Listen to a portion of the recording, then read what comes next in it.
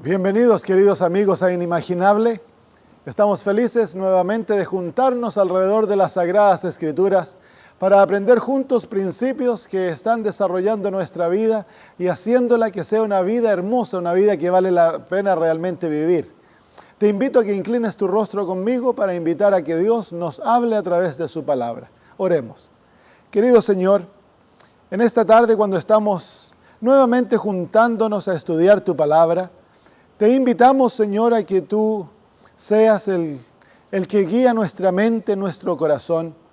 Dejamos nuestro ser en tus manos y pedimos, Señor, que tu Espíritu Santo nos tome de la mano como niños y que Él, Señor, nos entrene, que Él nos haga crecer, que Él abra nuestra mente y corazón para recibir la verdad que proviene del cielo. Bendícenos, Señor, mientras estudiamos. Lo pedimos por Jesús. Amén. Hace algunos años atrás, un pastor amigo mío nos contaba una historia que él aprendió en el país de Ruanda. Él tuvo el privilegio de visitar aquel país algunos años después que ocurrió el gran genocidio. Y se encontró con algunos de los líderes de nuestra iglesia allá. Y mientras hablaba con ellos, él llegó a la conclusión de que todos ellos habían perdido seres amados en el genocidio.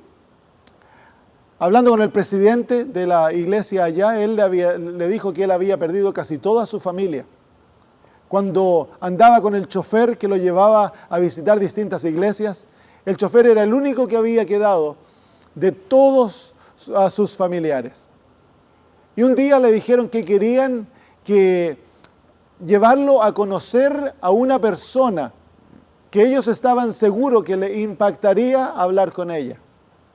Esta señora había sufrido durante la época del genocidio terriblemente. Ella le contó al pastor de que durante el genocidio, cuando los tutsis venían a atacar su villa, ella y su esposo, que era pastor, y sus hijos, se fueron y se escondieron en el sótano de una iglesia. Y muchos de los habitantes de aquella villa hicieron lo mismo. Pero el haberse escondido no sirvió. Llegaron los rebeldes y buscaron a la gente y la encontraron y con machetes comenzaron a asesinarlos.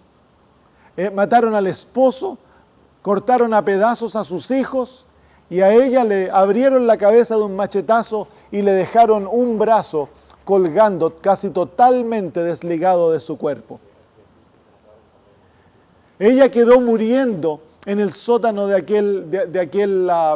aquella iglesia hasta que horas más tarde, una vez que los rebeldes se habían ido, los sobrevivientes del pueblo comenzaron a buscar a otras personas que pudieran haber sobrevivido. Eventualmente encontraron el sótano de la iglesia y llamaron si alguien estaba vivo, y ella, con lo poquito que le quedaba de vida, pudo pedir auxilio.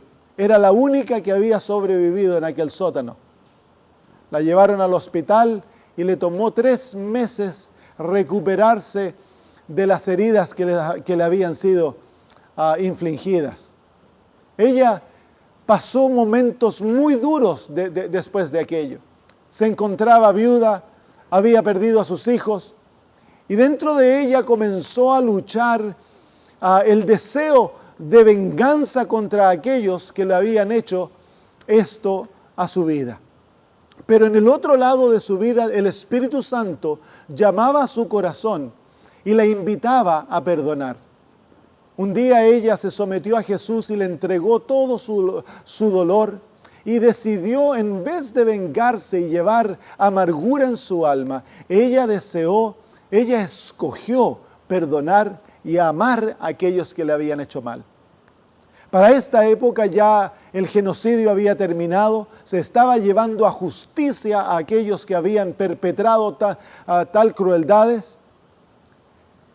Y ella comenzó a visitar la cárcel local donde habían muchos de los jóvenes que habían participado en el genocidio. Ella comenzó a llevarles comida, comenzó a llevarles frazadas si necesitaban ropa. Y así pronto todos la comenzaron a llamar tía. Ella también comenzó a tener la oportunidad de estudiar las Sagradas Escrituras con alguno de aquellos jóvenes. Y un día, mientras ella servía a uno de esos jóvenes, el muchacho se postró a sus pies y le dijo: tía, quiero que me perdones. Y el muchacho comenzó a llorar amargamente a los pies de la mujer. Ella le dijo: ¿pero qué tengo que perdonarte? Y el muchacho la miró y le dijo: yo fui el que maté a tu esposo y a tus 2 hijos. Dentro de ella hubo una lucha por un poquito de tiempo, pero sin pensarlo se tiró y lo abrazó y le dijo: muchacho, no te amargues, yo te perdono. Mientras le contaba la historia al pastor, luego le dijo: yo quiero que usted conozca a mi hijo. Llamó a alguien que estaba en uno de los dormitorios y salió por la puerta, y era un muchacho alto, de color, le dio la mano al pastor y ella le dijo: este es el muchacho que mató a mi esposo y a mis hijos. Cuando él salió de la cárcel, yo lo adopté como a mi propio hijo y ahora lo amo como que si fuera mío. ¡Qué increíble! El amor que Cristo puede crear en el corazón de una persona por alguien que le había hecho tanto mal. Eso es lo que nosotros llamamos una vida hermosa, una vida que vale la pena vivir, un corazón que no escoge odiar, un corazón que no escoge llevar amargura, un corazón que escoge amar a cualquier costo y disfrutar la vida no importa las circunstancias. Aquel muchacho incluso llegó a ser un pastor y hoy sirve al Señor. Gracias al amor de una mujer que se negó completamente a sí misma para amar al que no lo merecía. ¿Qué debemos hacer para que nosotros tengamos este tipo de experiencia? Porque en realidad esto es lo que el Señor desea darnos. Esto es lo que el Señor anhela que tengamos, que seamos como Él, que aprendamos a amar a nuestros enemigos, a bendecir a los que nos maldicen, que aprendamos a poner la otra mejilla, que vayamos 2 millas con aquel que nos fuerza a ir 1 milla. ¿Cómo podemos tener esta experiencia? Eso es lo que vamos a estudiar hoy. Tan solo la podemos tener en Jesús, porque nosotros ya hemos aprendido que nosotros por naturaleza somos egoístas. En el libro de Mateo capítulo 11, versículo 28, el Señor Jesús nos da una invitación. Vengan a mí todos los que están fatigados y cargados, y yo los haré descansar. Esta es la invitación del Evangelio. En esta invitación el Señor abre las puertas y dice: ven a mí para hallar descanso de cualquier circunstancia que te esté agobiando, sea el pecado, sea tu historia de tu vida, sea lo que otros te hayan hecho o lo que tú hayas hecho. Ven a mí que yo te voy a dar descanso. Y hemos estado aprendiendo acerca de ello programa tras programa. Pero el Señor añade algo más en esta invitación. En el versículo 29 Él dice: lleven mi yugo sobre ustedes y aprendan de mí que yo soy manso y humilde de corazón, y hallarán descanso para su alma, porque mi yugo es fácil y ligera mi carga. Así que de acuerdo a las palabras de Jesús, para que nosotros podamos hallar ese descanso que tanto anhelamos, para que tú y yo podamos tener paz en nuestra alma, debemos unirnos a Jesús, debemos entrar en una experiencia que el Señor Jesús la simboliza por un yugo. ¿Qué es un yugo? Bueno, si tú has vivido en el campo, tú te recordarás que cuando se necesitaba tirar algo pesado, se usaban 2 caballos o 2 bueyes y se los unía a través del yugo. El yugo es un instrumento de pareamiento, es un instrumento de unión. Y el yugo trae a 2 animales que son independientes de sí mismos, que estaban cumpliendo funciones separadas. A través de la experiencia del yugo, estos 2 animales pierden su independencia, se unen para cumplir una labor en común. Y el Señor Jesús nos dice que nosotros debemos tomar su yugo para que aprendamos a ser como Él. En otras palabras, el propósito de la vida cristiana es llegar a ser como Jesús.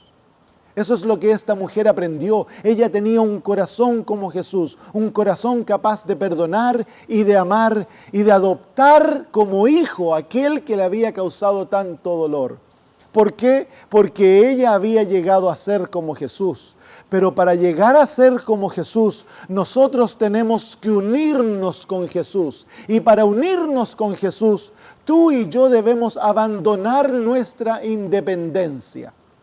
Como yo les he dicho antes, en el reino de Dios existe la libertad y a todos se le da la libertad. Dios es un Dios de libertad, pues el amor naturalmente da libertad.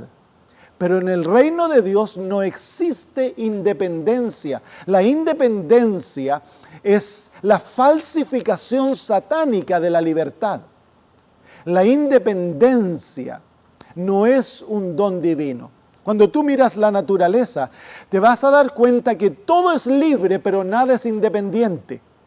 Los pajaritos son libres, ellos vuelan, disfrutan de su vida, pero su vida existe para ser de beneficio de otros y ellos dependen de algo más en la naturaleza para su existencia. Así no son independientes, pero son libres. El único ser independiente en este mundo, aparte de los ángeles caídos, somos nosotros.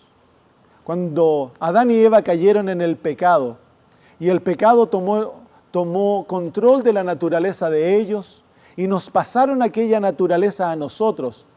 En aquella naturaleza se engravó el principio de la independencia. Los seres humanos somos tan independientes que hemos llegado al punto de creer que podemos existir sin Dios y hemos desarrollado, inventado una teoría, la teoría de la evolución, que dice que no hay Dios, que Dios no existe. Es la necedad más grande. Pero sin embargo, la creen. La gran mayoría de los seres humanos creen de que ellos llegaron a este mundo por la casualidad. No hay Dios.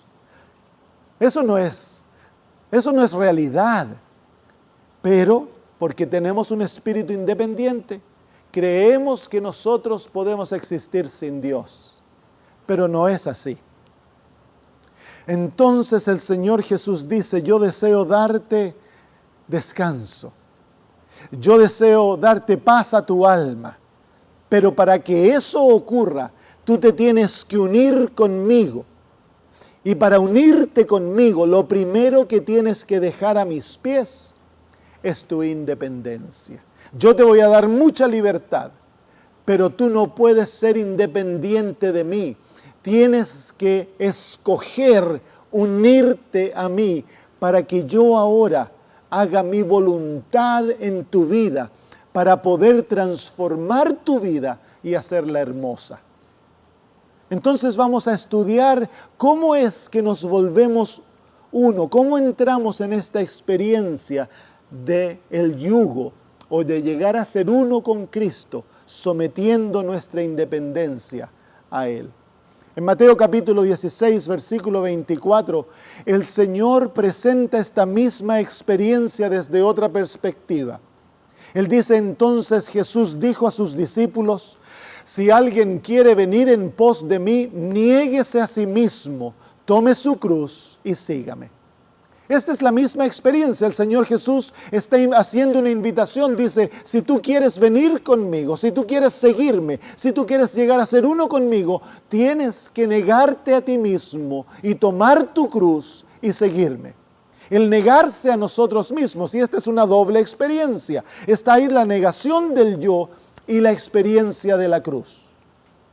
Si te das cuenta, en la experiencia del yugo se encuentran ambas situaciones. Debemos negarnos a nosotros mismos, abandonar nuestra independencia y luego ponernos bajo el yugo, en este caso, bajo la cruz. ¿Qué es la negación al yo y qué es la cruz? Veamos lo que la Biblia nos enseña. En el libro de Mateo capítulo 26 y versículo 34, se nos habla acerca de la experiencia de Pedro. Jesús le dijo a Pedro: de cierto te digo que esta noche antes que el gallo cante, me negarás 3 veces. Así que Jesús le dice a Pedro que él lo iba a negar a él. Cuando nosotros analizamos lo que Pedro hizo para negar a Jesús, o lo que él dijo, entonces nos damos cuenta qué significa negarnos a nosotros mismos. Pedro dijo lo siguiente, en Mateo 26, versículos 73 al 74, un poco después, acercándose los que por allí estaban, dijeron a Pedro: verdaderamente tú eres de ellos, porque aún tu manera de hablar te descubre. Entonces él comenzó a maldecir y a jurar: no conozco al hombre. ¿Qué dijo Pedro cuando él negó a Jesús? Yo no conozco al hombre. Yo no he tenido nada que ver con ese hombre. Nunca me he relacionado con ese hombre. Yo no conozco al hombre. Esas fueron las palabras que Pedro usó cuando él negó a Jesús. Pero lo que Jesús dice ahora es que nosotros no debemos negarle a Él, sino que debemos negarnos a nosotros mismos. Para unirnos con Cristo, nosotros debemos aceptarlo a Él y negarnos a nosotros. Entonces, en vez de decir yo no conozco al hombre, debemos decir yo no conozco a este hombre o a esta mujer. En otras palabras, la negación al yo es un completo alejamiento de ti mismo. Es volverse de nosotros. Nosotros somos naturalmente egoístas, lo queremos todo para nosotros, queremos la atención completa para nosotros. Creemos que eso nos da felicidad. Pero querido amigo, el egoísmo es la fuente de la infelicidad, es la fuente de la desgracia humana, es el principio opuesto al amor. Y para poder nosotros ser participantes del amor, tenemos que abandonar el principio del egoísmo. Y es por eso que viene la invitación de Jesús, que debemos negarnos a nosotros mismos. Tenemos que someter el yo y volvernos totalmente de nuestros propios intereses. Eso significa negarse a sí mismo. ¿Y cuál es la experiencia de la cruz? Veamos en el ejemplo de Cristo lo que significó la cruz para Él. En el libro de Mateo capítulo 26, versículo 42, se nos dice: otra vez fue y oró por segunda vez diciendo: Padre mío, si no puede pasar de mí esta copa sin que yo la beba, hágase tu voluntad. Cuando Cristo Jesús estaba en el jardín del Getsemaní y confrontaba la realidad de la cruz, Cristo Jesús tuvo que escoger entre hacer su voluntad o la voluntad de su Padre, sabiendo que si Él escogía la voluntad de su Padre, significaba pasar por la experiencia de la cruz. ¿Y qué fue la cruz para Jesús? En el libro de Hebreos, el apóstol Pablo nos da un resumen de la experiencia de Cristo cuando Él sufrió la cruz. Dice: puestos los ojos en Jesús, el autor y consumador de la fe, el cual por el gozo puesto delante de Él sufrió la cruz, menospreciando el oprobio, y se sentó a la diestra del trono de Dios. La palabra que resume la experiencia de la cruz es la palabra oprobio. Para Jesús, la cruz fue un oprobio, fue vergüenza.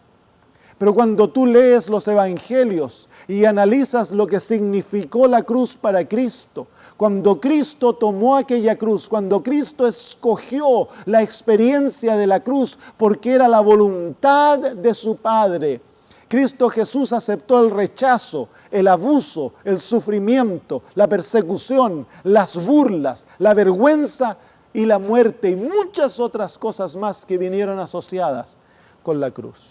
¿Qué es la cruz? La cruz es un compromiso radical a la voluntad de Dios. es el someter nuestra propia voluntad para hacer lo que nuestro papito escoge para nosotros. La cruz significa de que yo hago un compromiso, un pacto con Cristo, que yo le sigo pase lo que pase, no importa lo que venga, no importa las vicisitudes, no importa el rechazo, no importa el dolor, no importa lo que pase. Yo estoy sometido a Jesús y lo voy a tomar todo como viniendo de su mano. Cuando Jesús tomó la experiencia de la cruz y escogió la voluntad de su Padre, Él entonces tomó todo lo que le ocurrió como que venía de su papito. Y la Biblia dice que Él se regocijó en hacer la voluntad de su Padre. Cristo Jesús encontraba la paz de su alma sabiendo de que a Él nada le podía ocurrir sin que fuese la voluntad de Dios. Y si le ocurría, entonces Él sabía que era para su bien y para el bien de los que lo rodeaban. Y es también nuestro privilegio el vivir tal vida con la plena confianza de que porque hemos sometido nuestro caso a Dios, entonces Él está a cargo de nuestra vida. Y cualquier cosa que nos ocurra viene por permiso del Padre. Y cuando ocurre es para nuestro bien. Es como que si Dios nos tiene cubiertos por el manto de justicia. Nada te puede tocar, nada te puede dañar, a no ser que sea por permiso del Padre. Y cuando ocurre, es como que Satanás te está tirando cientos de dardos por día para tratar de destruirte. Y el Padre dice, no, ese tampoco, no, ese no ayuda, este no sirve. Y te está defendiendo constantemente, pero cuando Él ve una experiencia que es para tu bien, el Señor abre el manto y aquella experiencia te toca y te daña y tú sientes el dolor, pero te debes recordar de que eso viene de las manos de tu papito y es tan solo para tu bien y para el bien de otros. He aquí la cruz, el someter nuestra voluntad a Dios y decir, Señor, yo ya no vivo, eres tú el que vives. Y estoy sometido a que tú hagas tu voluntad en mi vida, cueste lo que cueste, pase lo que pase, no importa lo que haya que caminar, en qué experiencia haya que caminar. Si tú lo escoges, yo viviré contigo. El apóstol Pablo escribe de su propia experiencia en Gálatas 2:20, cuando él nos dice, con Cristo estoy juntamente crucificado, y ya no vivo yo, mas vive Cristo en mí, y lo que ahora vivo en la carne, lo vivo en la fe del Hijo de Dios, el cual me amó y se entregó a sí mismo por mí. ¿Notas las palabras? El apóstol Pablo dice que él murió a sí mismo, él se juntó con Cristo en la cruz y ya no vive el yo. Él se ha negado a sí mismo y ha muerto a sí mismo para que Cristo sea el que vive. Esta es la experiencia cristiana. En esta experiencia tan solo existe la verdadera libertad, el verdadero gozo, la verdadera paz, porque tú sabes que es Dios el que está a cargo de tu vida. Y ahora es Cristo el que vive. Y vivimos por fe en Él, sabiendo de que Él desea lo mejor para ti. Él nunca va a escoger por ti algo que tú no escogerías si tú pudieras ver el fin desde el principio como Él lo ve. En el libro de 2 Corintios capítulo 5 y versículo 15, el apóstol Pablo expresa la experiencia que todos debiéramos tener cuando él dice, y Él por todos murió para que los que vivan ya no vivan para sí, sino para aquel que murió y resucitó por ellos. Entonces la vida cristiana no es una vida de vivir para complacerme a mí, para hacer mis deseos, mis gustos y llevar a cabo lo que a mí me complace. No, la vida cristiana es para vivir por Cristo y para complacerle a Él y hacer su voluntad. He ahí el poder de la iglesia primitiva. La iglesia en los días de los apóstoles era una iglesia poderosa porque ellos habían hecho un pacto con Dios en el cual Dios podía escoger por ellos y ellos estaban dispuestos a sufrir por Cristo, pasara lo que pasara, pues ya habían hecho un pacto a muerte con Jesús. En el libro de Juan capítulo 3, versículo 30, se nos presenta la mentalidad de Juan el Bautista. Dice así: es necesario que Él crezca y que yo disminuya. Sí, amigos, la vida cristiana debe tener como por objetivo nosotros desaparecer, pero Cristo aparecer en lo más glorioso en nosotros. Ese es el deseo de Dios, que Cristo se forme en nuestras vidas, pero para que aquello ocurra, para que nosotros aprendamos a ser mansos y humildes como Jesús, entonces nosotros debemos hacer una decisión de abandonarnos a nosotros, ser crucificados con el Señor, para que Cristo sea glorificado. La vida cristiana es miserable cuando tú continúas con la misma mente que tenías antes de ser cristiano, de complacerte a ti mismo y hacer tu propia voluntad. No podemos ser cristianos de esa manera. Un cristiano es alguien en el cual Cristo vive y Cristo desea gobernar el corazón. En el libro de Romanos capítulo 6, el apóstol Pablo expresa esta experiencia, se explaya explicando esta experiencia como en ningún otro capítulo de las Escrituras. Miren lo que él dice. Se hace la pregunta: ¿seguiremos pecando porque estamos bajo gracia y no bajo ley? Él dice: de ninguna manera. Y ahora quiero que ustedes noten cuántas veces él dice que el cristiano muere y también cuál es la experiencia para unirnos a Jesús. Porque los que hemos muerto al pecado, ¿cómo viviremos aún en él? ¿O no sabéis que todos los que hemos sido bautizados en Cristo Jesús, hemos sido bautizados en su muerte?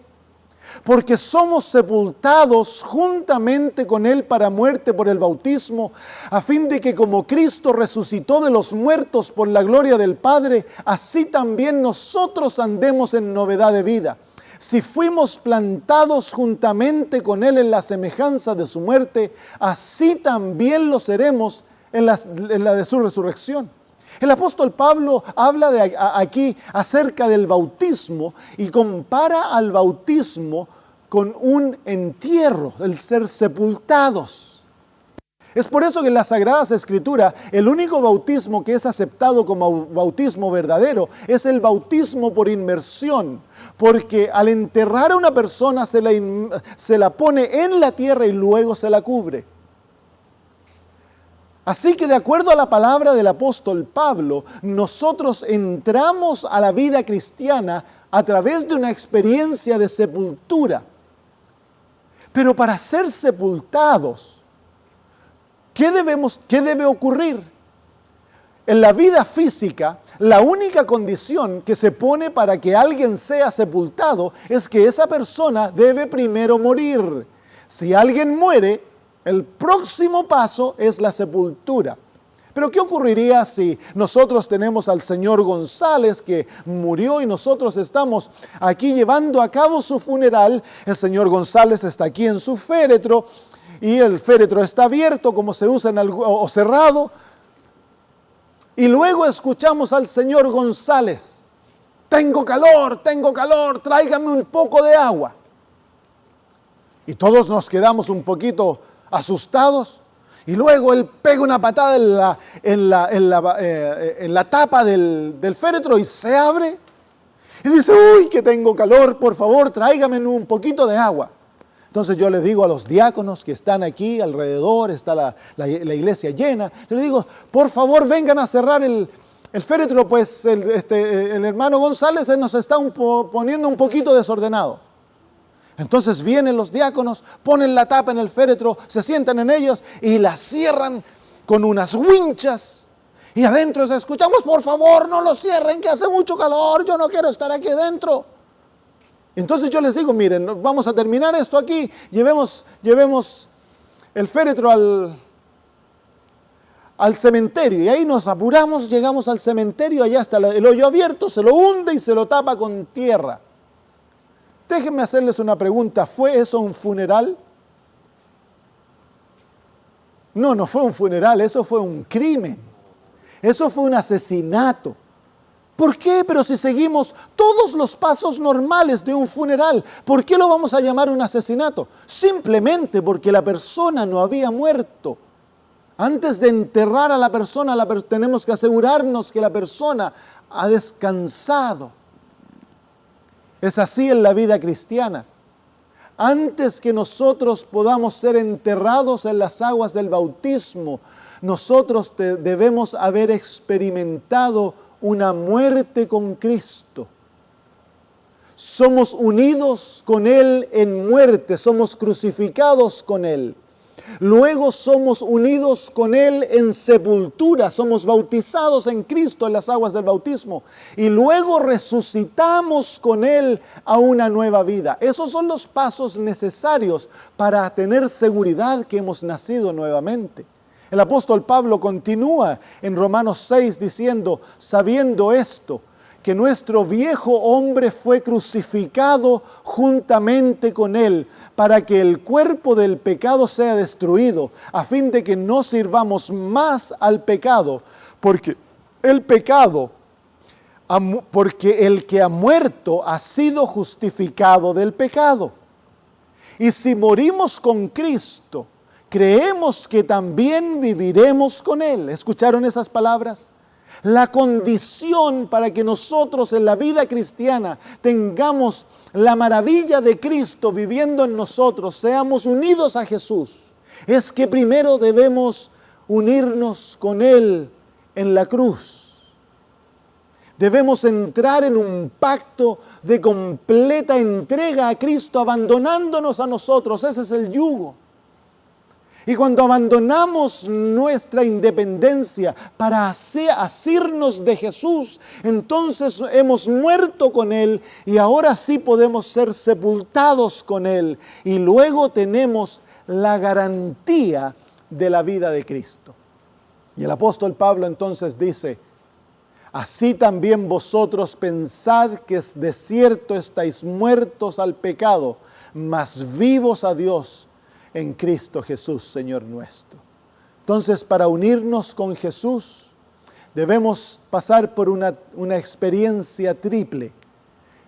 Debemos morir con Él, debemos ser sepultados con Él y luego resucitamos con Él a vida nueva. Y esa vida nueva es la vida hermosa, porque es la vida de Jesús. No, a lo mejor no va a ser una vida fácil. A lo mejor las circunstancias no cambian, pero lo que cambia es lo de adentro, es el corazón, es un ser nuevo y eso trae la presencia de Jesús, su paz, su gozo, su esperanza, controla la vida. Entonces, amigos, si estamos unidos a Jesús, tenemos la garantía de su vida, la garantía de su vida. Qué maravillosa promesa por Dios. ¿Qué tan importante es esta experiencia? ¿Podemos nosotros escoger tenerla y no tenerla? Podemos decir, bueno, yo voy a llegar a ser cristiano sin tomar el yugo, sin ser crucificado y negarme a mí mismo. ¿Es eso posible?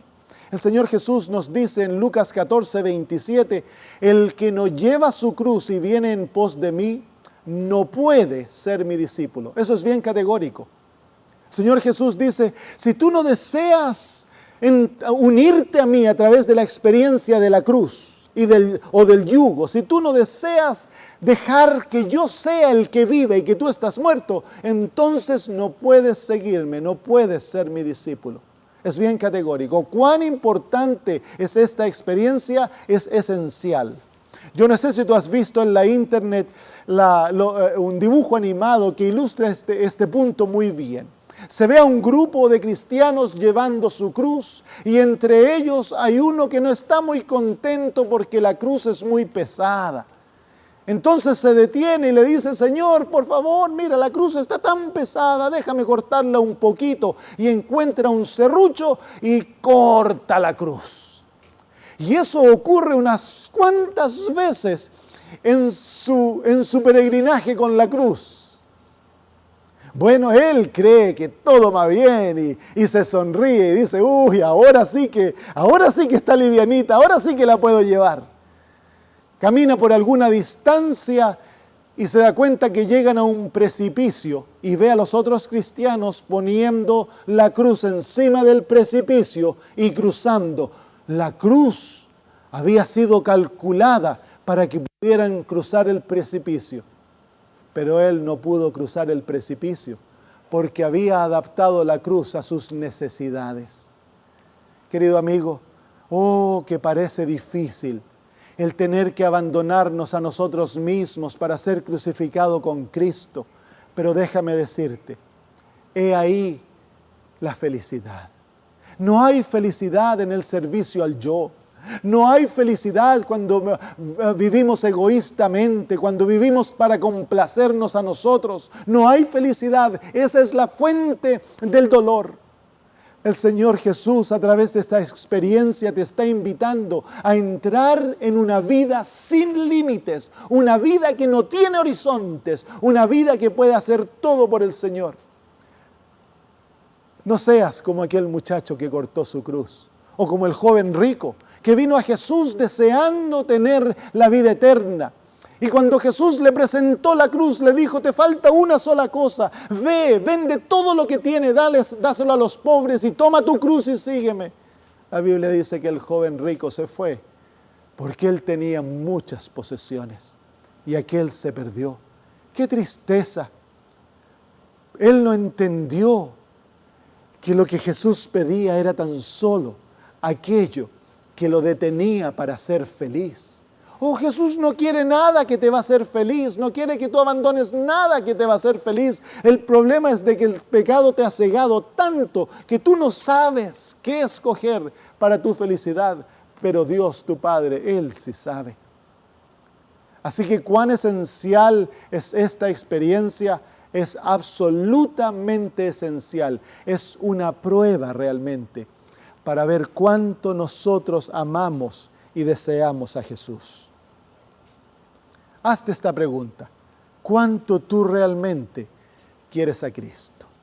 He ahí la experiencia. Si tú amas a Jesús de todo corazón y anhelas tenerle, si es tu deseo más grande en esta vida ser como Él, entonces para ti la cruz significará nada. Pero si en este momento tú estás pensando: cuán difícil, cuántas cosas hay que dejar, entonces realmente has llegado a la conclusión que tú no amas a Jesús suficientemente como para unirte a Él. Hay una parábola en el libro de Lucas que nos enseña que nosotros, antes de seguir a Jesús, debemos contar el costo. Dice así: porque ¿cuál de vosotros, queriendo edificar una torre, no cuenta primero sentados los gastos, si tiene lo que necesita para acabarla? Porque después que haya puesto el fundamento y no pueda acabarla, todos los que vienen no comiencen a hacerle burla y diciendo: este hombre comenzó a edificar y no pudo acabar. ¿Cuál es la lección que el Señor Jesús nos enseña aquí?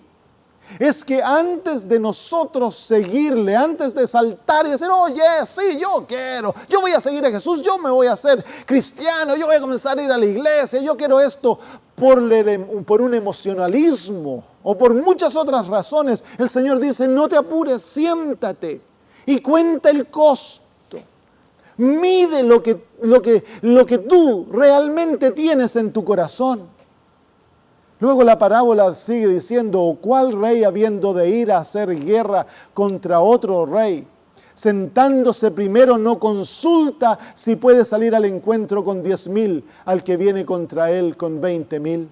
De otra manera, cuando aún el otro está lejos, le ruega por la paz enviándole embajada. Nuevamente la lección: antes de actuar sin pensar, piensa, siéntate, cuenta el costo. ¿Es esto lo que tú realmente deseas? ¿Realmente deseas a Jesús?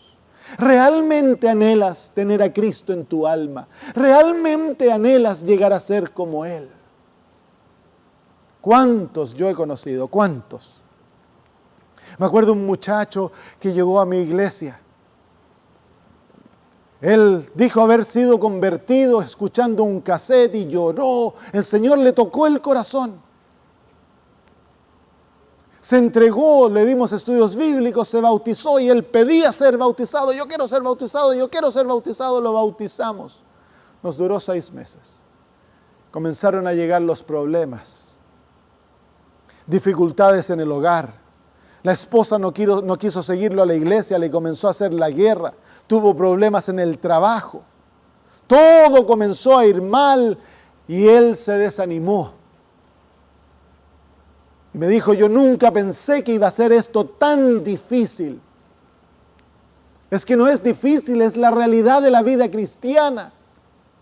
Es por eso que el Señor, antes que le sigamos, nos dice, quiero que tú veas lo que la vida cristiana puede que traiga. Va a traer vergüenza, va a traer abandono, va a traer dolor, va a traer vicisitud, vas a ser rechazado. Incluso puede venir la muerte, dice el Señor, yo no te escondo nada. Deseas seguirme a pesar de aquello.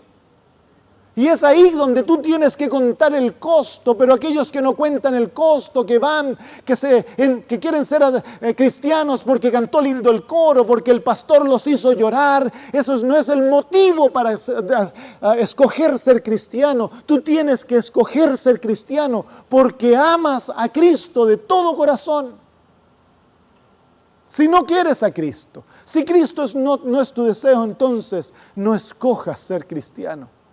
Porque luego el Señor dice así, así pues cualquiera de vosotros que no renuncie a todo lo que posee, no puede ser mi discípulo.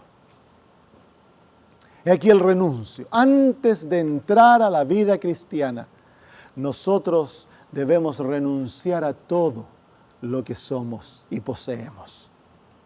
Pero en esta decisión está la experiencia más liberante de la vida. No hay nada más lindo que vivir una vida sin tener sentido de posesión y sin tener sentido de protección propia. Cuando nosotros nos entregamos a Cristo y Jesús nos da su mente, su corazón, y llegamos a vivir la vida para otros y para el honor de Dios, es la vida más maravillosa que pueda haber. Así que el Señor Jesús dice, todo por todo, yo te doy todo si tú me das todo. ¡Qué increíble! Y a nosotros nos parece que perdemos tanto. ¡Uy, pero cómo puede ser esto!, me dice la gente. No, pero ¿qué es lo que realmente le damos a Dios cuando le damos todo? ¿Te has preguntado alguna vez eso? ¿Qué es lo que realmente le damos a Dios? Lo encontramos en la experiencia del apóstol Pablo. El apóstol Pablo se convirtió yendo en el camino de Damasco. Él tenía en su sangre la persecución contra los cristianos. Él veía que estaban destruyendo el judaísmo. En el camino de Damasco se encontró con Jesús. Y su vida no fue nunca más igual. Y dice la Biblia en Filipenses 3, el apóstol Pablo nos cuenta cómo él se sentía de sí mismo antes de conocer a Jesús y cuál fue el impacto que la experiencia de encontrarse con Cristo tuvo en su vida. Dice así, aunque yo tengo también de qué confiar en la carne. Si alguno piensa que tiene de qué confiar en la carne, yo más, circuncidado al 8º día, del linaje de Israel, de la tribu de Benjamín, hebreo de hebreos, en cuanto a la ley fariseo, en cuanto a celo perseguidor de la iglesia, en cuanto a la justicia que se basa en la ley, irreprochable o perfecto. De acuerdo al apóstol Pablo, él se consideraba bueno, porque él tenía todo para ser un hijo de Abraham y se consideraba, por lo tanto, por su conducta irreprochable, por su celo, él se consideraba un hijo de Dios. Pero luego nos dice así, pero cuántas cosas eran para mí ganancia, las he estimado como pérdida por amor de Cristo. Y ciertamente aún estimo todas las cosas como pérdida por la excelencia del conocimiento de Cristo Jesús mi Señor. Por amor a Él lo he perdido todo y lo tengo por basura para ganar a Cristo. ¿Escuchaste aquellas palabras? Esta es la experiencia que el Señor nos quiere dar. El apóstol dice de cuando él se encontró con Cristo, cuando conoció a Jesús, todo lo que él consideraba como ganancia, todas sus obras, toda su imagen, todo él lo abandonó, se negó a sí mismo. Y luego lo perdió todo. Pero él dice, lo he perdido todo y lo cuento como basura. En otras partes, para el apóstol Pablo, todo lo que él era y todo lo que él poseía era basura si él lo comparaba con la excelencia de tener una relación con Jesús y de conocerlo personalmente y de llegar a ser como Él. Entonces, cuando tú miras la experiencia del apóstol Pablo, realmente podemos decir que el apóstol Pablo llegó a amar a Cristo con toda su alma. ¿Por qué? Porque él estuvo dispuesto a abandonar todo lo que él era para tener a Jesús. Es que la realidad es que Jesús lo abandonó todo para tenernos a nosotros. Pero querido amigo, ¿qué es lo que nosotros abandonamos cuando lo abandonamos todo? Cuando le entregamos al Señor Jesús todo lo que somos y poseemos, ¿qué es lo que le estamos entregando? De acuerdo a las palabras del apóstol, es nada más que basura. ¿Basura? Sí, y la palabra en griego es mucho más fuerte. En español se ha traducido como basura. La palabra en griego quiere decir estiércol. ¿Estiércol? Y la palabra en griego es más dura que eso todavía. ¿Estiércol? Sí, imagínate, nosotros pasamos nuestra vida protegiendo nuestra imagen, nuestras opiniones, protegiendo nuestros deseos, protegiendo todo lo que somos, nuestras posesiones. Todo lo tenemos aquí en un montoncito, y pobre del que lo toque, pobre del que nos insulte, pobre del que no nos salude, pobre del que hable mal de nosotros, pobre del que nos robe. Pobre porque nosotros estamos dispuestos a morir por esto que consideramos oro. Pero en los ojos de Dios es estiércol. Has pasado la vida entera protegiendo estiércol. Y el Señor todo lo que te está diciendo es, dame tu estiércol y yo te doy todo lo que yo soy. Las riquezas del cielo están al alcance tuyo si tú me das tu estiércol. Qué increíble. Querido amigo, luego el apóstol termina esas palabras diciendo, y ser hallado en él, no teniendo mi propia justicia que se basa en la ley, sino la que se adquiere por la fe en Cristo, la justicia que procede de Dios y se basa en la fe. Entonces el apóstol Pablo realmente ha descubierto el secreto de vivir. El secreto de vivir es vivir para crecer en la imagen de Jesús. El llegar a ser como Él. Esa es una vida hermosa. Como la señora que estudiamos al principio, que estuvo dispuesto a amar a pesar de lo que le ocurrió. Esa es una vida hermosa. Dios tan solo puede darte esta vida hermosa. Y Él te está pidiendo que tú mueras, que tú reconozcas que tú no lo puedes hacer para que Él lo haga por ti y en ti. Ese es el deseo de Dios. Él no te está pidiendo algo que tú no puedes, Él te está pidiendo algo que tú no puedes dar. Pero Él te lo está pidiendo para que tú, te lo está ordenando que ocurra para que tú se lo pidas. ¿Te acuerdas de la ley que estudiamos? Todo lo que Dios demanda de ti, Él te lo da. Y ahora está pidiendo, demandando que tú mueras. Si tú te has dado cuenta que es muy difícil, que tú no puedes, no te alejes de Jesús. Simplemente dile, Señor, yo no puedo, pero tú puedes hacerlo en mí. Mientras más muerto estés, mientras más incapacitado te reconozcas, más verás la gloria de Dios. Hace un tiempo atrás, yo escuché la historia de un padre y un hijo. El muchacho nació con una enfermedad que se llama espina bífida. Y nació realmente cuadrupléjico, incapacitado de nacimiento. Los doctores le dijeron a la mamá y a él, déjenlo en una institución porque este muchacho les va a volver la vida imposible. Pero el padre se negó y dijo que no él iba a hacer aquello, iba a vivir para su hijo. Se lo llevaron a la casa y el padre propuso que ese muchacho iba a vivir una vida lo más normal posible. Le brindó todo su amor. Eventualmente, tristemente, el sacrificio le costó incluso su hogar, pero él se dedicó a su hijo. Y cuando el muchacho estaba en la enseñanza media, en el liceo, estaban haciendo una carrera, se iba a hacer para levantar fondos, recaudar fondos para un muchacho que había tenido un accidente en una carrera de atletismo y había quedado muy mal. Este muchachito no podía correr, que estaba en una silla de rueda, le dice al padre: padre, yo quiero correr por él. El papá era un militar, lo quedó mirando y se dio cuenta inmediatamente lo que significaba. Esto significaba que el muchacho no podía correr, pero el padre iba a tener que correr con el muchacho. Y ellos han llegado a ser famosos. Hoy en día ellos corren triatlones. Y quiero que veas el video. Cuando veas este video, quiero que tú pienses esto. El Padre es Dios. El Hijo eres tú. Y eso resume lo que yo te he estado enseñando. Miremoslo.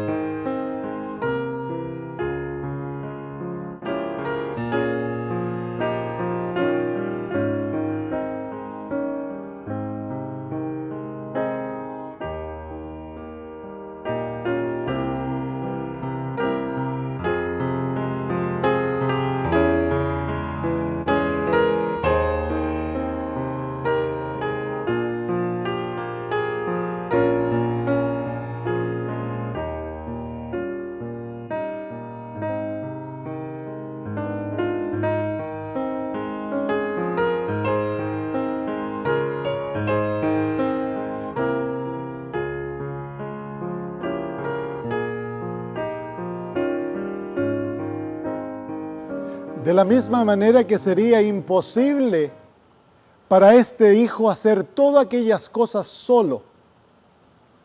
Es imposible para ti vivir la vida que Dios desea que viva. Por lo tanto, el Señor está diciendo, entrégate en mis brazos, deja que yo te lleve, déjame hacerlo por ti. Pero nosotros, porque somos egoístas, independientes, creemos que nosotros tenemos que hacerlo todo por nosotros mismos, pero querido amigo, no es así. El secreto de la vida cristiana es descansar en Cristo. Por eso el Señor dice, venid a mí todos los que estáis cansados, que yo os haré descansar. Descansa en Jesús. Él desea que le des todo tu estiércol, todo lo que te ha hecho daño, todo lo malo, todos tus pecados, incluso las posesiones, todo, entrégaselo a Él desde ahora y entra en un convenio de absoluta entrega a Él para que Él haga su voluntad en ti. Y así como ese papito que vive para su hijo, para el bien de su hijo, Dios tan solo te va a hacer el bien y va a volver tu vida en una vida hermosa. Tú puedes tener una vida linda si te entregas a Cristo y dejas que Él viva en tu lugar. Oremos. Querido Señor, al ver este maravilloso ejemplo de este padre con su hijo, nos damos cuenta de cómo tú eres y que tú anhelas que nos entreguemos a ti sin reservas. Entregarte todo lo que somos y tenemos para que tú puedas volver nuestra vida en una vida maravillosa. Querido Señor, yo pido que todos nuestros amigos escojan darte el permiso que tú necesitas de tener absoluto control de la vida de ellos. Te agradecemos por ello, Señor, porque yo sé de que en este mismo momento su vida será transformada y serán, Señor, guiados por ti, paso a paso, hasta que entren en aquella gloriosa patria que le prometiste, Señor, a todos aquellos que confían en ti. Gracias, Padre, en el nombre de Jesús. Amén.